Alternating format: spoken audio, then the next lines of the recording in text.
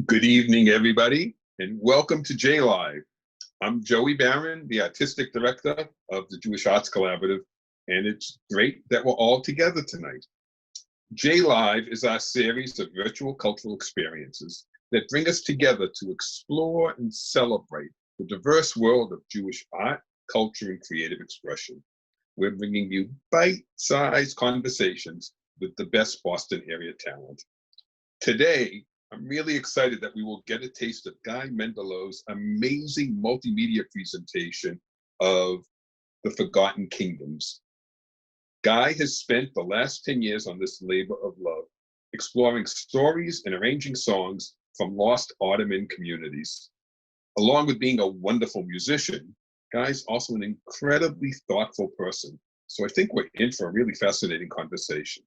Speaking of conversations, if you have questions during the night, please share them in the Q&A section at the bottom of your screen, and we'll ask as many questions as time allows. And with that said, let's dive right in to Forgotten Kingdoms.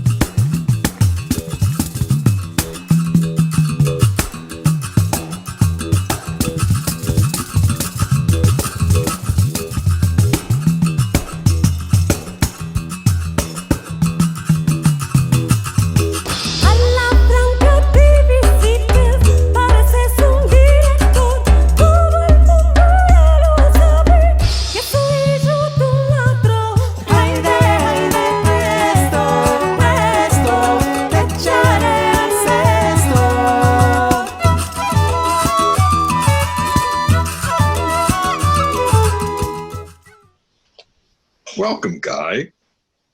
Thank you, Joey. It's good to be So let's jump right in. Can you tell us about the song we just heard?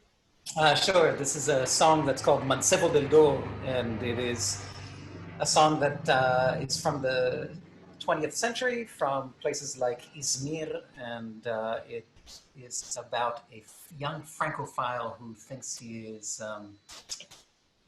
everything, and he gets trounced by the woman that he's trying to pursue. He is a modern man, if that's the case. Modern man, and he is treated to the proper treatment for modern men, I think. So let's add some context to this. You have this amazing program of songs from a lost kingdom, Ladino music, Ladino stories. How does this fit into the program? And how do you describe what your new program is? The Forgotten Kingdom is a travelogue through an unraveling Ottoman world, as glimpsed through Ottoman Sephardic women's songs. And music is at the core of the show, but with it also is radio theater style narration and theatrically projected sand animation. And this is a scene from daily life. This is part of Act One. And, I think what is to me captivating is that this song tells of a daily life, but this daily life is now gone. And the question is, when everything around us changes, but we don't know it yet, when we look back on what has been, what moments leap out as salient and what moments that felt salient get washed away? And of course, this is a question that has special resonance today. So how did you get started with this Ladino project? Fascination. I think that at first I was captivated by songs that I heard other artists interpret, but then when I started pulling the threads, I began to listen to the songs themselves and dug into older recordings. And that led to a look at the history and the communities and a swift realization that as fascinating as Ottoman Jewish communities are in terms of their history and what they represent, they also have a lot to ask us about our own selves today. And I think that it's this continued relevance that has kept the project alive and developing for as long as it has. I feel like this has been a little bit like a PhD thesis of sorts. Well, in honor of your PhD thesis, why don't we, let's see another example. This one includes some of the animation, which I think is really worthy of discussion. And then we can keep unpacking this really interesting idea of yours. So here's the second song.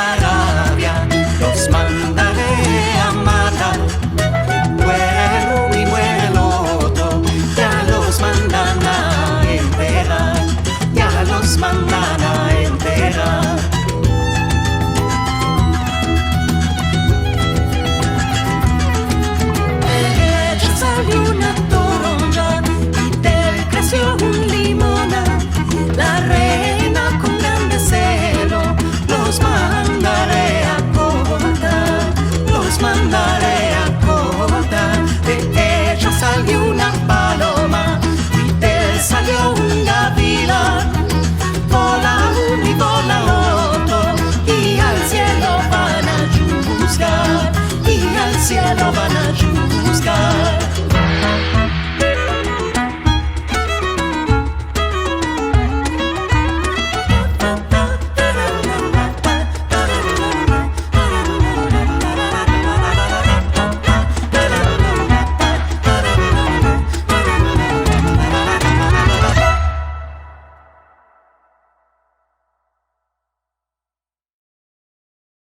So what's the song about? Where's it from? Let's start with the song.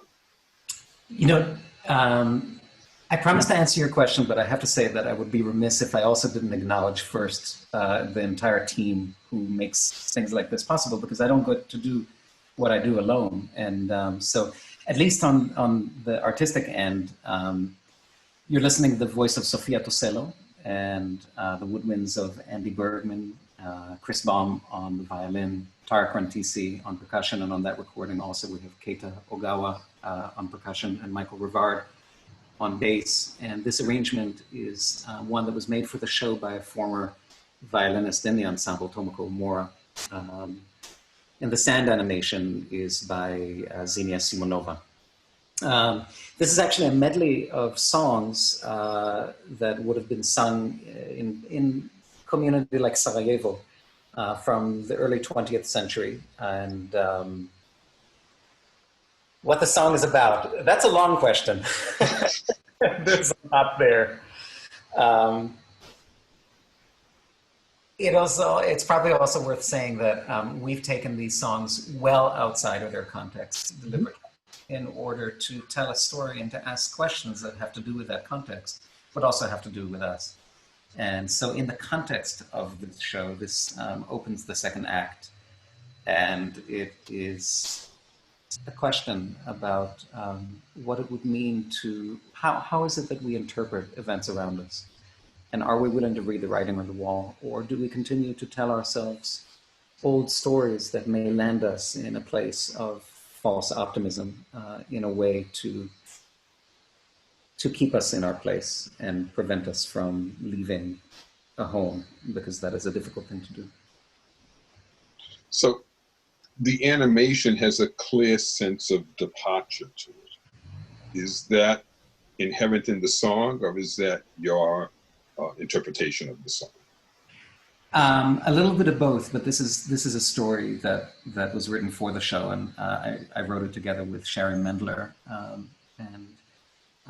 so yeah, the storyboard that the initial storyboard that Xenia followed, and the whole scene is written for the show, and it's the show itself involves sand animation throughout.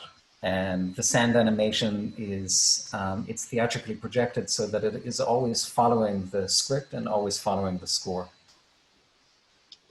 So I told you this time was going to fly by, and I know how important this is. This is 10 years of your life. This has been really important to you for a long time. And some of the songs are centuries old. And what do you think they have to tell us today? Why is this so important to you? Well, first of all, none of the songs are centuries old. And it's interesting that you would say that, because that is one of the myths about Sephardic song, about this hearkening back to Spain. And that is not true. None of these songs come from Spain. They all come from the Ottoman Empire. And at oldest, some of these songs are from the late 1800s, but none of them predate that. Now, it's true that some of the lyrics do. And we know that because they're written, but the music, if it was sung, we don't know how it was sung back then, because these were handed down word of mouth. And I think that, Ottoman history in particular begs questions of us today. When I look at Ottoman history, it is fascinating in its own right, but it also acts as a foil to ask questions that are, I think, burning today, questions about identity, even questions about race. And that's a lot to unpack, and we'll have to do that another time. But the kind of multi-ethnic society, the complex identities that were there, I think are deeply relevant. And the political upheaval that these people lived through, some of the greatest tumult that we've known, is also relevant to us today. Yeah, it's interesting because when we talked about it earlier, and we've talked about it multiple times, it's it's when things are going bad around you, when do you go and when do you stay? And I think it's a really fascinating, it's a fascinating question and timely as well. Like I said, we have a couple questions from the audience. And the first is, was that inspired by a particular family or a particular place? Yes and yes. This particular story, so the show itself is inspired by real life families, including some of my own family members, though they came from different places. And yes, all of this show is inspired by the history of specific communities, but in particular Salonika, which is was one of the, well, leave it at that. There's a lot of history there, but yes. And to echo what you were saying, Joey, it's not just the question of when do we leave, where do we stay, but the kind of strength, the kind of resilience that is required of us in times like this, in difficult times, like the times that these people lived through, to continue finding joy and to continuing. And that is part of what is so inspiring. That's great. Okay, quick, what's next for you? I'm in the midst of directing 3 shows. 2 of them are created for virtual spaces, and one of them is a children's show that is meant to help children be heard and valued, especially now. And the other is a collaboration that we're just beginning to explore with the wonderful poet Reggie Gibson. That's right. Okay, and if people want to see more or learn more about the project, you want to give people your URL because you really have a lot of info on your site. Sure. The URL is GuyMendilowEnsemble.com, and people can find videos and background. But if you're really interested in learning more, I would direct you to historians like Devin Narr, who are, there's a lot of research that goes into a project like this, and people like Devin Narr, and not only, but are principal in that research. So, great. I have to just tell you that I've seen this evolve over the 10 years that I've known you. And I just think you should be really, really proud of it. It's really a beautiful piece of work. So for now, for a few quick announcements. The next JLive music will be 2 weeks from tonight, Tuesday, July 21st, with Yoni Batat, an Israeli violinist you may recognize from his J-Arts appearances as part of Two Shekel Swing. And on Friday, July 24th at 4 p.m., award-winning chef Michael Leviton of Cafe Landria and chair of the 2020 Taste of Israel Week will be part of JLive Food. And last but not least, as the J-Arts tagline says, let culture connect us.